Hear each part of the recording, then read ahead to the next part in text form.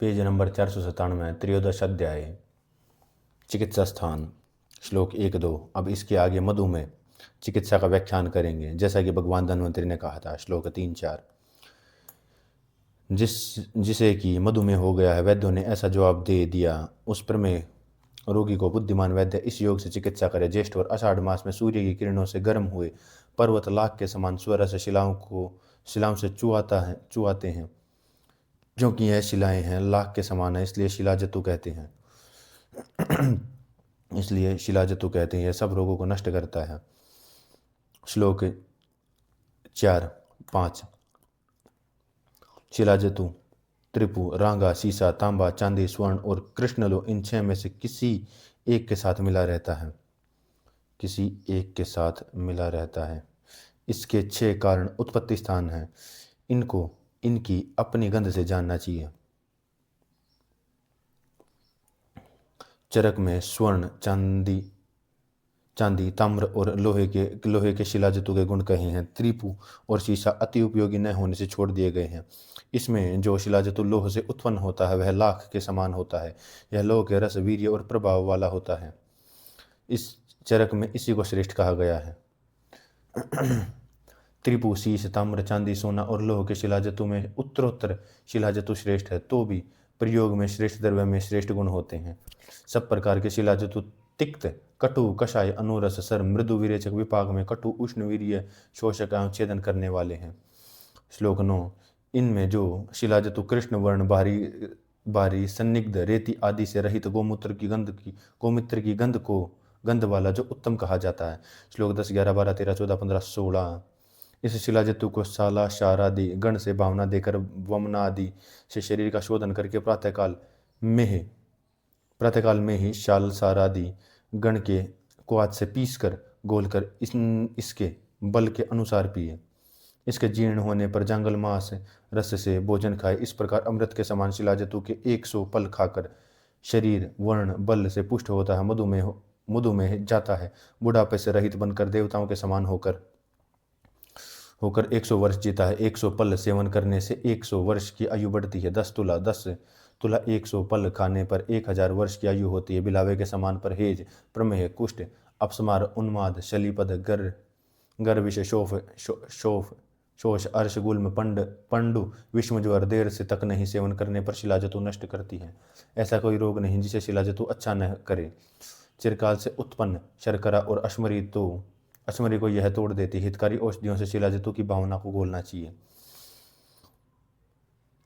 विषमंतव, शिलाजतु के सेवन में ध्यान देने योग्य बात यह है कि इसको 1 तुला भर अथवा इससे भी अधिक 100 पल अथवा 100 पल खाने का विधान है, परंतु रोगी को 1-2 तोला अथवा 5-7 तोला शिलाजित खाकर कोई लाभ न होने पर विरत हो जाते और कहने लगते हैं कि यह कोई लाभ नहीं हुआ। इसकी प्रतिदिन मात्रा भगवान पुनर्वसु ने लिखी है, कहा है। खाने वाले 1-2 रत्ती भर खाकर पूरा लाभ चाहते हैं और उसके पूरा ध्यान नहीं देते। इन बातों पर विचार करके रोगी को अवश्य करना चाहिए। इसी प्रकार श्लोक 17-18। इसी प्रकार तापी नदी में उत्पन्न अमृतुल्य माक्षिक धातु, स्वर्ण माक्षिक तथा रजत माक्षिक को पीने से जरा, कुष्ठ, मेह, पांडु रोग क्षय नष्ट होते हैं। स्वर्ण माक्षिक मधुर रस एवं रजत माक्षिक अमल रस होता है। शिलाजतु और माक्षिक का सेवन करने वाला मनुष्य कपोत, कबूतर और कुलत को सदा के लिए छोड़ देवे। श्लोक 19। पंचधातु मेद में स्थित ये में कुष्ठ के पहुँचने से जब संशोधन, समन, अभंग, गुग्गल आदि किसी से भी लाभ न हो सके तो तब वह वमना आदि 5 कार्यों अथवा जहाँ व्यर्थ दिखते हो श्रद्धालु एवं जीने की इच्छा वाले कुष्ठ रोगी की भी बुद्धिमान वैद्य को चिकित्सा करे। 20, 21, 22, 23, 25, 27, 28, 29, 30, 31, 34। श्लोक। पश्चिम समुद्र के कोंकण एवं मलयालम समुद्र के किनारे तूरक नामक वृक्ष है। इसके पत्ते समुद्र की लहरों के थपेड़ों से कंपित हुई वायु से हिलते हैं। वर्षा आने पर इसके भली प्रकार से पके हुए फलों को एकत्रित कर लें। इनके फलों में से मज्जा को निकालकर सुखाकर चूर्ण कर लें। इसको द्रोणी कोलू में तिलों की भांति पीड़न करें या कुसुम की भांति हाथों में दबाकर तेल निकाल ले। इस तेल को फिर पकाकर पानी नष्ट कर देवें। इस तेल को लेकर गोबर के ढेर में 15 दिन रखे। स्नेहन स्वेदन करके दोषों को निकालकर ओम आदि से 15 दिन के उपरांत सावधानी से शुक्ल पक्ष में उत्तम दिनों में चौथे समय के सायकाल के भोजन में 15 दिनों के पीछे अगले दिन प्रातः साय स्वाभाविक भोजन करे। दूसरे दिन प्रातः स्वाभाविक भोजन करे और सायकाल के स्वाभाविक भोजन में मंत्र से पवित्र किए हुए इस तेल की मात्रा को बल के अनुसार पिए। जिस मंत्र में यह तेल अभिमंत्रित किया जाता है उसे यहाँ कहता हूँ। हे मज्जासार महावीर्य, सब धातुओं का शोधन कर शंख चक्र गदा हाथ में लिए हुए भगवान कृष्ण तुमको आज्ञा कर रहे हैं। इस तेल से रोगी के दोष वमन और विरेचन के रूप में एक साथ प्रवृत्त होते हैं। सायकाल में नमक और स्नेह रहित शीतल यवागु इनको पीने के लिए देवे। इस विधि से मनुष्य 5 दिन तेल पिए, फिर 15 दिन मनुष्य मूंग यूस के साथ चावल खाए। इस प्रकार 5 दिन में ही कुष्ठ से मुक्त हो जाता है। इसी तेल को 3 गुने खैर के क्वाथ में भली प्रकार सिद्ध करके पूर्व की बाती गोबर में रखकर 15 दिन के पीछे 1 मास तक बिना आलस्य के पिए। इसी तेल का शरीर पर अभ्यंग करे और कहा हुआ मूंग का यूस और चावल खाए। जिसका स्वर बैठ गया हो, आँखों में सुर्खी हो, मांस झड़ रहा हो, कीड़े पड़ गए हों, उस कुष्ठ रोगी को भी इस प्रयोग से वैद्य चिकित्सा करे। इस तेल को घी और मधु के साथ मिलाकर खैर के क्वाथ के साथ पीने से एवं पक्षियों के मांस रस का आहार करने पर 200 वर्ष की आयु होती है। 50 दिन तक इस तेल का नस्य लेने से मनुष्य उत्तम शरीर वाला और सुनते ही धारण करने वाला और 300 वर्ष की आयु का होता है। इस तुवरक फल की मज्जा मात्रा में पीने के समय मनुष्य का शोधन करती। तुवरक अति शक्तिशाली कुष्ठ और प्रमेह के नाशन में श्रेष्ठ है। श्लोक 35। तुवरक फल की मज्जा अंतरधूम विधि से जलाकर तुवरक के तेल में डालकर इसमें सेंधव नमक की सुरमा मिलाए। इसका अंजन करने से पिल्ल रोग, अर्म, नकंत्य, कांच, नीली रोग और तिमर नष्ट हो जाते हैं। 14वां अध्याय। श्लोक 1-2 14वां अध्याय। इसके आगे उधर रोगों की चिकित्सा का व्याख्यान करेंगे जैसा कि भगवान धन्वंतरी ने कहा था। विषयमंतव्य। यद्यपि अतिसार, गृहिणी रोग एवं शूल आदि अनेक रोग उदर में होते हैं, परंतु वे उदर के एक देश में होते हैं और उदर रोग उदर की यकृत एवं अन्यंत्र तथा हृदय आदि मध्य की समस्त अवयवों की विकृति से उत्पन्न होते हैं। श्लोक 3। 8 उदर पहले कह दिए गए हैं। इनमें बद्ध, गुदोदर और परिस्रावी उदर असाध्य है। शेष उदर कष्ट साध्य हैं। सभी उदर रोगों को असाध्य कहकर चिकित्सा आरंभ करें। इनमें पहले 4 उदर वात, पित्त, कफ, सन्निपातोदर असाध्य हैं। पहले शेष 4 प्लीहोदर, बुद्धोदर, छिद्रोदर, दक्कोदर शास्त्र साध्य हैं, अथवा समय की अधिकता के कारण सब ही उदर शास्त्र साध्य होते हैं अथवा असाध्य होते हैं। श्लोक 4। उदर रोगी गुरु अभिसंधि, रुक्ष, विदहि, स्निग्ध पदार्थों, मांस, स्नान, अवगाहन को छोड़ देवे। शाली छाटी जो गेहूं निवार को सदा खाए। श्लोक 5। उनमें वातोदर रोगों की विदारी गंध आदि गण से सिद्ध घृत के स्नेहन देकर, तिलवक से पकाए घी से विरेचन देकर, विदारी गंध आदि के कषाय में एरंड तेल प्रचुर मात्रा में मिलाकर अस्थापन और अनुवासन देवे। उदर एवं सालवण उपनाह बांधे। विदारी गंध आदि से सिद्ध दूध से या जंगल मांस रस से इसका भोजन कराए। बार बार स्वेद ले। श्लोक 6। पित्तोदर रोगी को काकुल्य आदि मधुर गण से पकाए घृत से स्नेह करके निषोध से पकाए घी से विरेचन देवे। न्योग्रादि गण के कषाय में प्रचुर मात्रा में शर्करा, मधु, घृत मिलाकर अस्थापन और अनुवासन देवे। उदर पर खीर बांधे। विदारी गंध आदि गण से शुद्ध दूध को खिलाए। श्लोक 7। कफोदर रोगी को पिप्ल्यादि कषाय से सिद्ध घृत से स्नेहन करके स्नूही दूध से पकाए घी से विरेचन देकर मुष्क आदि गण के क्वाथ में त्रिकुटु, गोमूत्र, यवक्षार तेल प्रचुर मात्रा में मिलाकर अस्थापन और अनुवासन बस्ती देवे। सन, अलसी, गाय के फूल, सुराबीज, सरसों, मूली के बीज इनके कल्क से उदर का उपनाह करे। त्रिकटुक, बहुल, कुल्ती के यूष से या खीर से इसका भोजन खिलाए। बार बार स्वेद देवे। श्लोक 8। दुष्योदर रोगी का साध्य कहकर सप्तला शंकनी इनके स्वरस से सिद्ध घृत से 1 मास तक या 15 दिन तक विरेचन देवे। थोर का दूध सुरा गोमूत्र से घृत से विरेचन देवे। कोष्ठ शुद्ध हो जाने पर मध्य के साथ कनेर, रत्ती, काकादनी इनके मूल में के कल्क को पिलाए, अथवा गन्ने के टुकड़े को काले सांप से कटवाकर, काकड़ा, खीरा आदि सांप से कटवाकर खिलाए। मूलज तथा कंदज विष का सेवन करे। इससे या तो रोगी निरोग हो जाता है या इससे मर जाता है। श्लोक 9। इस विषय में श्लोक है। उदर रोगों में मुख्य कारण कुपित वायु तथा मलों का एकत्र हो जाना है, इसलिए सब उदरों में बहुत बार विरेचन देना उत्तम माना जाता है। बहुत बार विरेचन देवे। श्लोक 10। इसके आगे सामान्य योगों में कहेंगे। तथा एरंड तेल को प्रतिदिन मूत्र के साथ या दूध के साथ तथा 1 मास या 2 मास तक पिए। इस बीच में पानी न पिए। 7 दिन भैंस के मूत्र को दूध के साथ निहार कर पिए। अन्न और जल छोड़कर ऊँटनी का दूध 15 दिन पिए।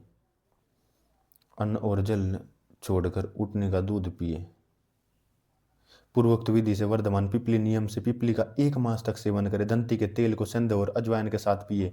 वातशूल में अदरक के 1 आढ़क स्वरस में सिद्ध किया दंती तेल देवे। अदरक रस से सिद्ध किया दूध सेवन करे। और अदरक के कल्क को अथवा चीड़, देवदारू, चित्रक इनके कल्क को दूध के साथ सेवन करे। शोभांजन, शालपर्णी, निशोध, पुनर्वा के कल्क को दूध के साथ पिए। मालकांगनी के तेल में सर्जशार, हींग, दूध मिलाकर साथ पिए। हरड़ के गुड़ के साथ खाए। और थोर के दूध में भावित 1000 पिपलियों को जितने समय में खा सके खाए।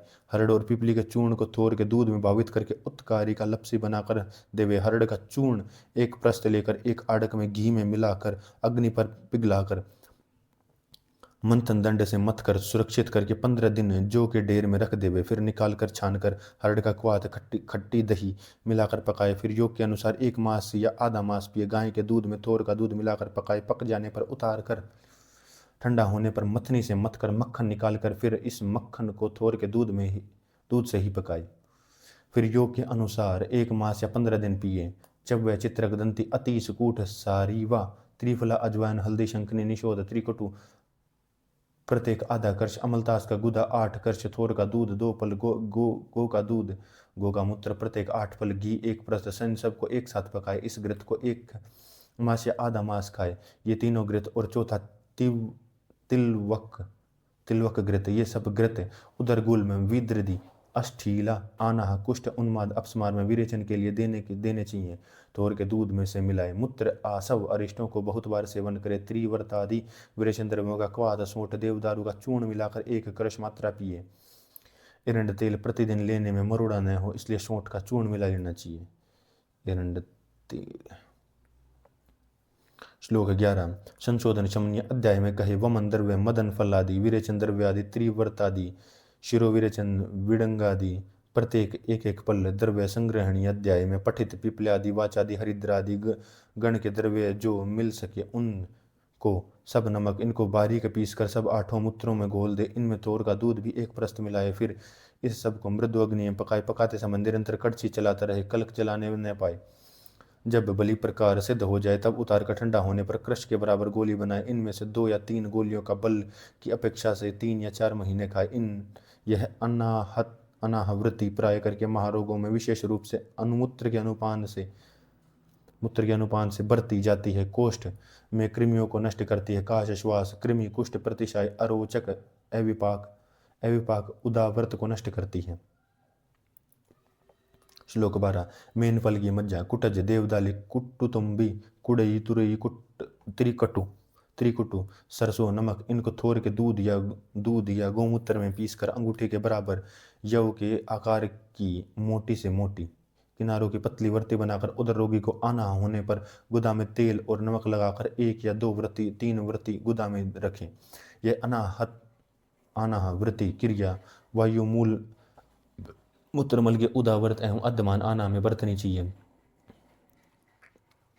श्लोक 13। प्लीहोदर रोगी का स्तन स्नेहन स्वेदन देकर ही दही से भोजन खिलाकर वाम बाहु में कोहनी के अंदर की ओर शिरा का वेदन करे। रक्त का बहाव करने के लिए हाथ से प्लीहा को मले। फिर वो मन विरेचन से शरीर का शोधन करके समुद्र की सीपी का क्षार दूध से पिलाए या दूध से हींग और सोवरचल को नितारे पलाशसार यवसार या बहुत बार नितारे ढाक के शारोदक से यवसार को पिलाए, अथवा परिजात हार श्रृंगार ताल मखाना चिरचिटा चिरचिटा का सार पिलाए, सुहाजन के यूष में तेल मिलाकर पीपली सिंध व चित्रक डालकर पिलाए, लता करंज के सार को शतावर खट्टी कांजी में घोलकर छान ले, इससे इसमें विड लवण और पीपली प्रचुर मात्रा में मिलाकर पिए। पलाशार से ढकी छाल की किंशुक सार से डाल के फूलों का सार लेना। श्लोक 14। पीपली पीपली मूल चव्य चित्रक सोठ यवसार सिंधव प्रत्येक पल घी एक प्रस्त दूध भी एक प्रस्त, इन सबको एक साथ मिलाकर घृत सिद्ध करे। यह षटपलक नामक घृत प्लीह अग्नि मंद गुलम उदर उदावर्त शवथु पांडुरोग काश श्वास प्रतिशय उदावर्त विषम ज्वर को नष्ट करता और मंद अग्नि वालों के लिए हिंगवादि चूर्ण वर्ते। यकृदादल्य रोगी में भी यही चिकित्सा है, केवल सिरावेद दक्षिण बाहु में करें। वैद्य प्लीहा की शांति के लिए कलेई को थोड़ा सा झुकाकर मोड़कर वाम अंगुष्ठ की ओर जाती हुई शिरा को अग्नि में लाल किए शरबाण से जलाए। श्लोक 17। बद्ध गुद्ध उदर में तथा परिस्त्रवादि उदर में रोगी को स्नेहन और स्वेदन देकर नाभि के नीचे अभ्यंग करके नाभि के वाम पार्श्व में रोम राजी से 4 अंगुल बचाकर 4 अंगुल उदर को चीर कर आंतों को निकालकर बुद्ध गद में आंतों को रोकने वाला पत्थर बाल या मल को देखकर उसको दूर करके घी और मधु से आंतों को अभ्यंग करके आंतों को ठीक स्थान पर बैठाकर उदर के बाह्य वर्ण को सी देवे। परिस्त्रावी उदर में भी यही विधि बरतें। इसमें शल्य को निकालकर आंतरिक स्त्रावों का संशोधन करके छिद्र वाली आंत को ठीक ठीक मिलाकर काली चिंटियों से काट लेने पर इनके सिरों को मिलाकर काली चिंटियों से काट लेने पर इनके सिरों को वहां रहने देवे, शेष भाग को निकाल देवे, फिर पूर्व की भांति सी देवे। मुलेठी मिली काली मिट्टी का लेप करके पट्टी बांधे, फिर वायु रहित घर में रखकर कर्तव्य विधि समझा दे, अथवा तेल या घी की द्रोणी टब में लिटाए रखे या खाने में केवल दूध देवे। भूरी चींटी आम आदि वृक्षों के पत्तों को जोड़कर ऐसा घोंसला बनाती है यदि उसमें एक भी बूंदी पानी बाहर नहीं जाता।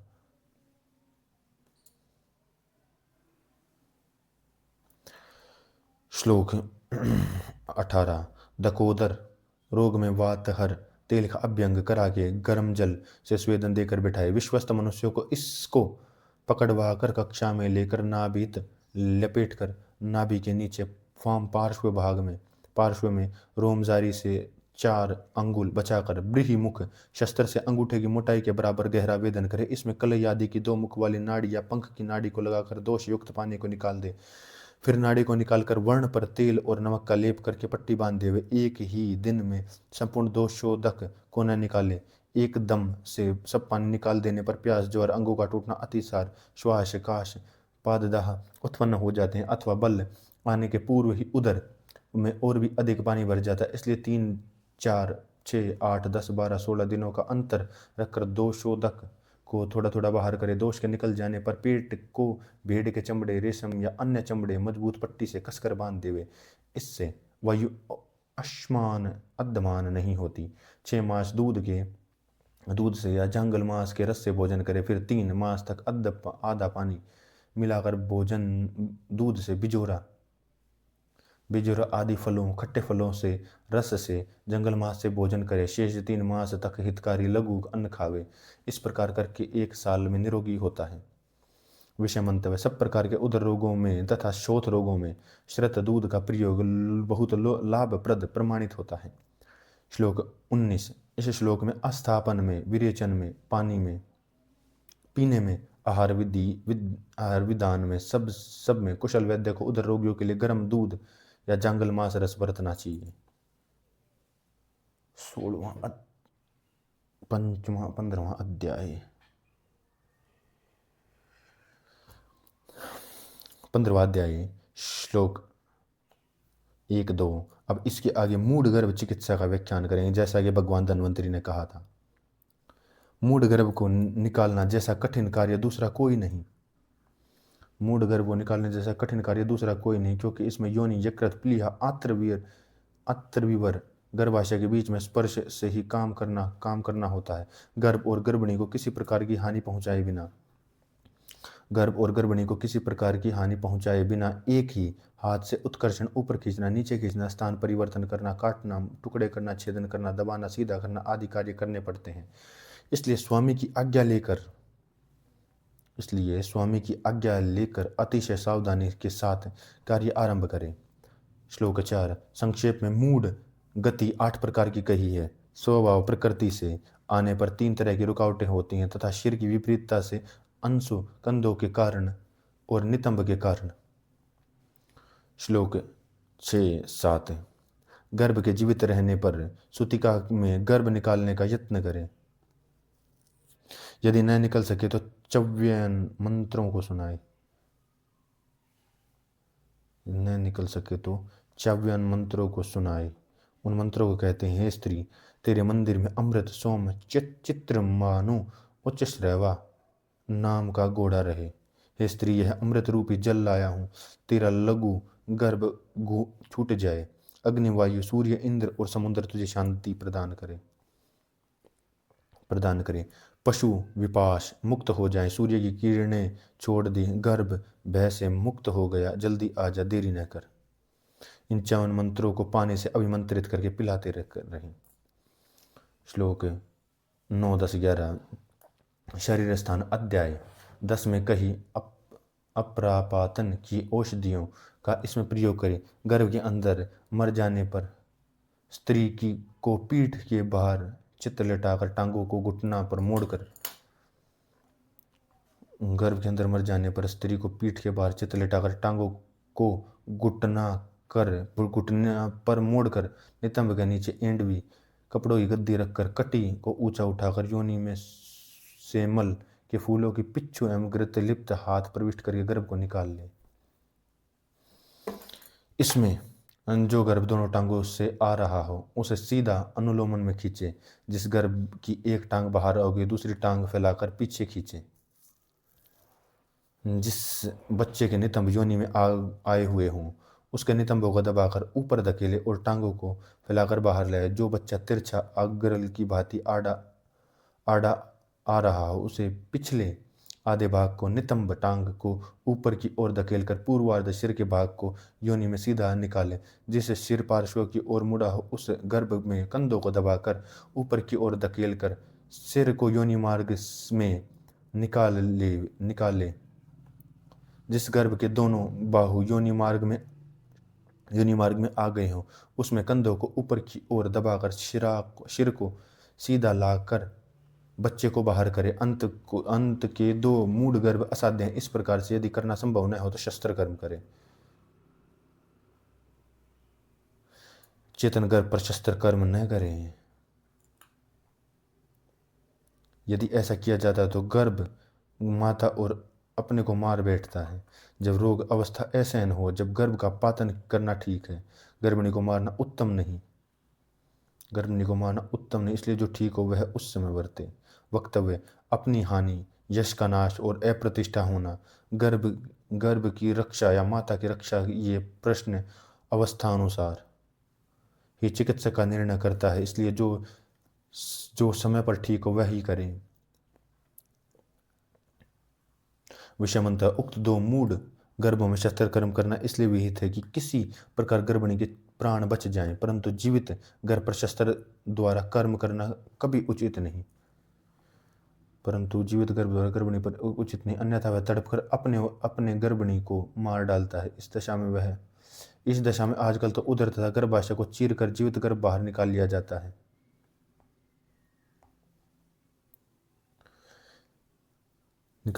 इस विषय पर वर्तमान सुश्रुत में जो आपके हाथों में है कोई विधान नहीं मिलता, परंतु हमारा विश्वास है कि यह विधान अवश्य रहा होगा। भगवान धन्वंतरी ने अवश्य कहा होगा। कारण सुनिए। उक्त पाठ में कहा है कि 2 प्रकार के मूढ़ गर्भ असाध्य अर्थात हाथ से निकालने योग्य नहीं होते और सचेतन जीव गर्भ पर शस्त्र कर्म करके निकालने का भी निषेध किया है। इस दशा में यदि उक्त प्रकार के दोनों मूढ़ गर्भ जीवित हों तो क्या किया जाए, यह एक विचारणीय विषय है। अतः हमारा विश्वास है कि उदर एवं गर्भाशय चीरकर गर्भ निकालने का विधान भगवान धन्वंतरी ने अवश्य किया होगा। भले ही वह विधानात्मक पाठ आज के सुश्रुत में नहीं है। अश्मरी तथा गर्भ एक ही प्रकार से निकाले जाते हैं। मृत्य च मृत ही नहीं। जीवित मूढ़ गर्भ भी इसी विधि से निकाले जाते हैं, परंतु शस्त्र कर्म मृत पर ही किया जाता है। यदि कोई ऐसा रोग हो जाए जो गर्भपात होने पर शांत हो सकता हो तथा अन्यथा गर्भिणी की मृत्यु निश्चित हो तो गर्भपतन ही कर देना चाहिए, जिससे नारी के प्राण बच जाएं। श्लोक 12। फिर स्त्री को आश्वासन देकर मंडलाग्र या अंगुली शस्त्र से सिर का विदारण करके सिर की अस्थियों को निकालकर शंकु की छाती या कक्षा में फंसाकर बच्चे को खींच ले। सिर के न टूटने पर अक्षिकुट या गंड में शंकु को फंसाकर खींचे। शंकु फंसाकर खींचे। अंशों में फंसे गर्भ में कंधे पर से बाहु को काटकर निकाले। मशक की तरह वायु से भरने के कारण फूले हुए उदर को चीरकर आंतों को निकालकर ढीला हो जाने पर निकाले। नितंब में फंसे गर्भ में जगन कपालों को काटकर बाहर निकाले। श्लोक 13, 14, 15, 16, 17, 18, 19। गर्भ का जो जो अंग रुकता हो वैद्य उस अंग को काटकर निकाले। गर्भिणी की रक्षा सब उपायों से करे। गर्भिणी की रक्षा सब उपायों से करे। वायु के प्रकोप से गर्भ की गतियां नाना प्रकार की होती हैं, इनमें प्रचुर बुद्धि वाला वैद्य विधि पूर्वक बरते। मरे हुए गर्भ की एक क्षण भी उपेक्षा न करे। यह मृत गर्भ माता को मार देता है, जिस प्रकार की गला घोटने पर पशु तुरंत मर जाता है। जानने वाला वैद्य अंदर शस्त्र कर्म मंडलाग्र से करे, क्योंकि शायद कभी वृद्धि पत्र से माता की हानि होना संभव है, इसलिए इसके पीछे न निकली अपरा को वैद्य निकाले। यदि हाथों से बाहर न निकाली जा सके तो पार्श्वों को दबाकर निकाले। नारी को बार बार जकोरे अथवा असंपीडिका को दबाए। तेल से योनि को संदिग्ध करे, इस प्रकार से वैद्य अपरा को निकाले। यदि इस प्रकार अपरा के बाहर आ जाने पर गर्म पानी से स्नान कराए, फिर शरीर पर तेल अभ्यंग करके योनि में तेल रखे। इस प्रकार करने से योनि कोमल होती है और शूल शांत हो जाती है। श्लोक 20, 21, 22, 23, 24, 25, 26, 27। पीपली मूल शोंठ इलायची हींग मृगी अजवाइन वच अतीस रसना राल चव्वे इनका चूर्ण करके घृत के साथ पिलाए। इसके दोषों का बहाव हो और वेदना की शांति हो, अथवा स्नेह रहित इनका क्वाथ या कल्क देवे। सोगन की छाल हींग अतीस पाठा कुल की तेजबल इनको वैद्य घी के साथ या बिना घी के क्वाथ या जल के रूप में 3 दिन 5 दिन 7 दिन पिलाए। पीछे से स्नेह फिर पिलाए। निर्मल आसव या सुसंस्कृत अरिष्ट पिलाए। शिरीष और अर्जुन का सिद्ध जल पीने में उत्तम है। जो दूसरे उपदारू हों उनके दोषों के अनुसार अपनी अपनी चिकित्सा करे। संपूर्ण शुद्ध रूप से होने पर संदिग्ध एवं थोड़ा भोजन करे। नित्य स्वेद एवं स्नेह की मालिश करे। क्रोध न करे। सौंफ आदि वातहर द्रव्यों से सिद्ध दूध इस दिन तक भोजन में दे। 10 दिन तक मांस रस से शेष 10 दिन में ऐसा ठीक हो वैसा भोजन दे। उपद्रव रहित विशुद्ध होने पर एवं रंग निखर आने से 4 मास के पीछे परहेज पालना छोड़ देवे। श्लोक 28, 29, 30, 31, 32, 33, 34, 35, 36, 37, 38, 39। योनि के संतर्पण में अभ्यंग में पीने में बस्ती में भोजन में निम्नलिखित बला तेल बरतना चाहिए। यह वायु को नष्ट करता है। तेल का एक भाग बला मूल का क्वाथ, 10 मूल का क्वाथ, जो बेर कुल्ती का क्वाथ और दूध और प्रत्येक 8 भाग, इन सबको मिलाकर पकाए। इनमें कल्क द्रव्य का कुल्य आदि मधुर गण सेंधव अगरू राल देवदारू मजीठ चंदन कूट इलायची कालानुसारी जटामासी शिल्यक चिड़िलाची तेज पत्र तगर सारीवा वच्च शतावरी असगंध सौफ पुनर्वा इनको कल्क स्नेह से चतुर्थांश मिलाकर पकाए। भली प्रकार सिद्ध हो जाने पर इनको छान कर सोने चांदी मिट्टी के घड़े में भरकर सुरक्षित रख देवे। यह बला तेल सब प्रकार के वात रोगों को नष्ट करता है। इसकी मात्रा को बला के अनुसार सूतिका को देवे, अथवा जो स्त्री गर्भ की चाह रखती हो, जिस मनुष्य का शुक्र क्षीण हो गया उसे दे, अथवा जो स्त्री उसे दे। वायु से क्षीण, मर्म पर चोट लगे, मथित चोट लगे, टूटे थकान से पीड़ित व्यक्तियों को सब प्रकार से बरते। यह तेल आक्षेप आदि वात रोगों को नष्ट करता है। हिचकी काश अधिमंत गुल्म भयानक श्वास को नष्ट करता है। 6 मास के उपयोग से अंत्र वृद्धि नष्ट हो जाती। इस तेल से पुरुष नूतन रस आदि धातुओं का स्थिर यौवन होता है। यह तेल राजाओं के लिए या जो राजाओं के समान वैभवशाली हों उनके लिए बनाना चाहिए। जो सुखी कोमल प्रकृति एवं धनी है उनके लिए वह है।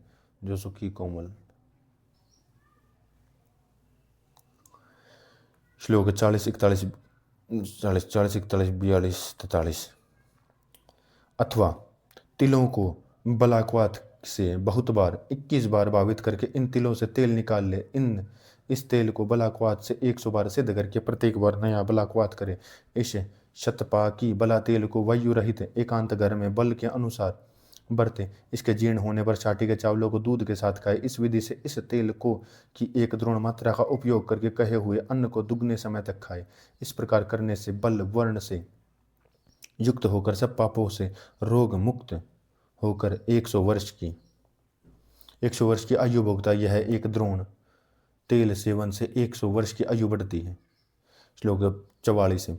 बला तेल की विधि से बुद्धिमान वैद्य अति बला गिलोय सूर्यपर्णी जंटी वित्रु शतावरी गोखरू मुलेठी और प्रसारणी में भी शतपाकी तेल सिद्ध करे।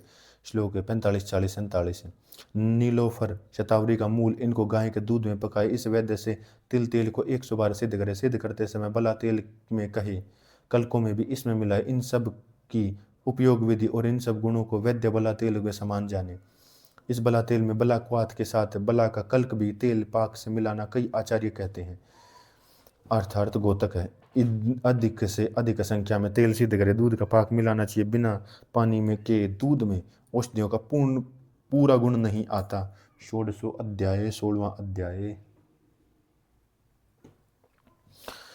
अब इसके आगे विद्रदियों की चिकित्सा का व्याख्यान करते हैं जैसा कि भगवान धन्वंतरी ने कहा है।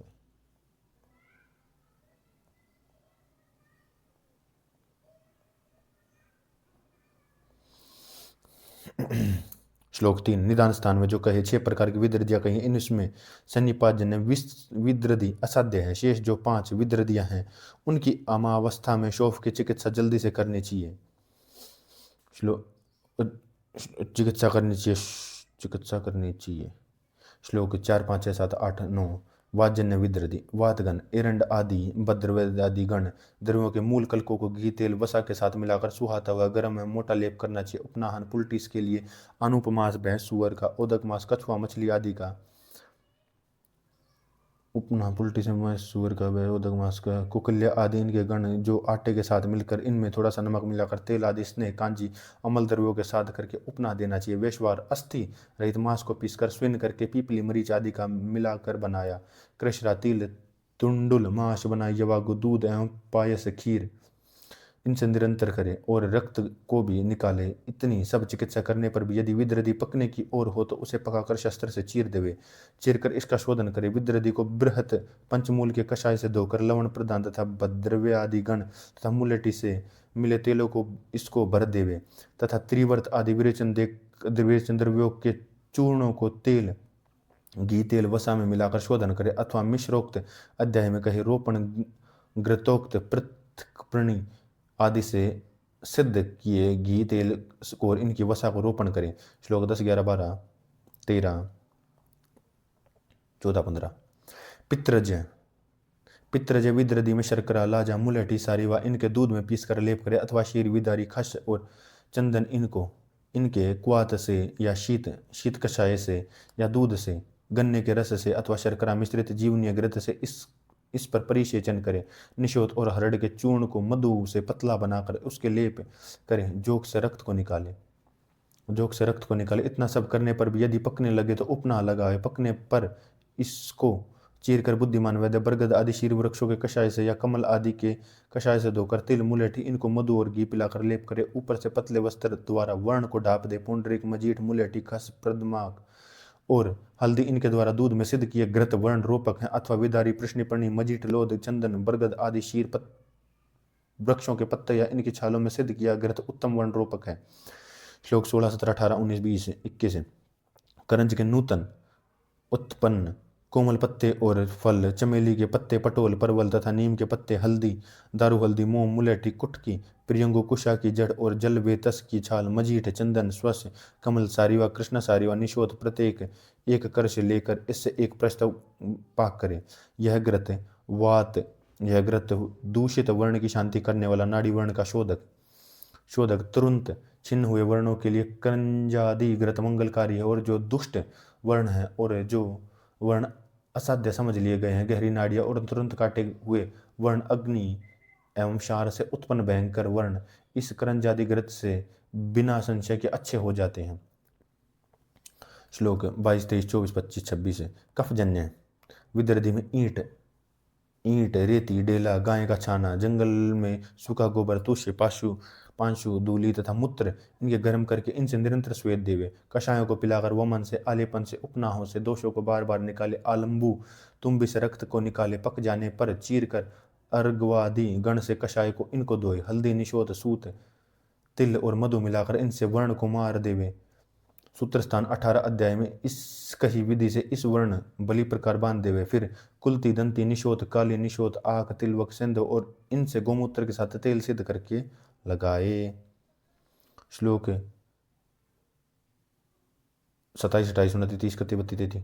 रक्तजन्य और आगंतुज विदृधियों की भांति संपूर्ण चिकित्सा करनी चाहिए। अंतः विदृधि के अपक्व होने पर वरुणादि गुण के क्वाथ में उष्कादि गण का प्रक्षेप देकर पीना मनुष्य को सुखकर होता है। वरुणादि गण के क्वाथ में उष्णादि गण का प्रक्षेप मिलाकर सिद्ध किया घृत अथवा त्रिवर्त आदि विरेचन द्रव्यों से सिद्ध किया घृत प्रातःकाल नित्य प्रति सेवन करने पर विदृधि को शीघ्र नष्ट करता है। इन्हीं वरुणादि उन गण उष्कादि गण में के कल्क और तिल मिलाकर त्रिवर्त आदि विरेचन द्रव्यों के क्वाथ में मिलाकर तेल मिलाकर अस्थापना में अनुवासन शीघ्र देना चाहिए। पीने में, आलेपन में, भोजन में मीठे सहजन का उपयोग दोष के अनुसार प्रक्षेप मिलाकर पीने पर अपक्व विदृधि को शीघ्र शांत नष्ट करता है। अथवा मीठे सहजन के पानी को पीने से के साथ पित्त विदृधि में, कांजी के साथ वात विदृधि में, गोमूत्र के साथ कफ विदृधि में, सुरा आदि के साथ अविदग्ध रक्त विदृधि में पीना चाहिए। दोष गुणों के क्वाथों से दोषों के अनुसार शिलाजतु को पिए। उत्तम गुग्गुल को, शोठ को कफज विदृधि में, देवदारू को वातिक विदृधि में पिए। स्नेहन और उपनाहन सदा करे। अनुलोमन सदा बरतना चाहिए। श्लोक 34 है। कफजन्य अंतः विदृधि में वैद्य पूर्वोक्त कही सिरा का वेदन करे। रक्तजन्य, पित्तजन्य, वातजन्य विदृधि में बाहु के अंदर सिरा वेद करने को भी कोई वैद्य कहते हैं। श्लोक 35, 36, 37 है। जो विदृधि पक गई हो या बाहर को उठी हो उसे चीर कर वर्ण की भांति चिकित्सा करे।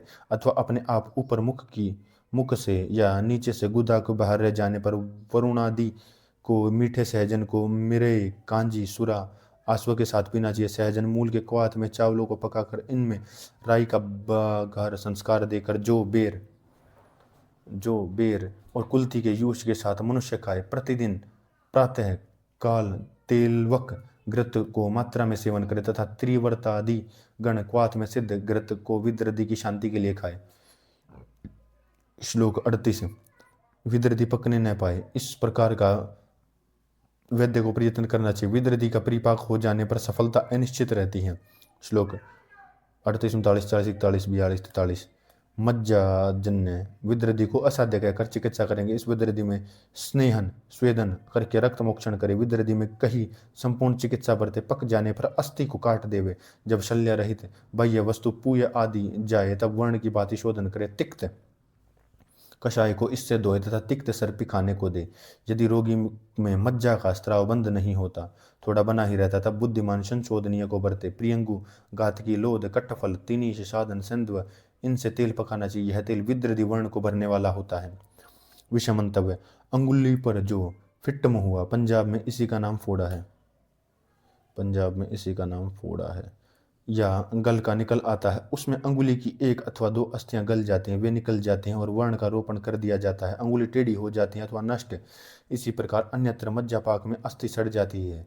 इसी सड़ी अस्थि को श्लोक में निशल्य कहकर सूचित किया जाता है। इससे अस्थि खंड का निकल जाना अथवा निकाल देना ही उत्तम एवं आवश्यक है। इसके वर्ण के लिए निम्नलिखित प्रियंगु आदि से सिद्ध तेल का रोपण करने के लिए प्रयोग करना चाहिए।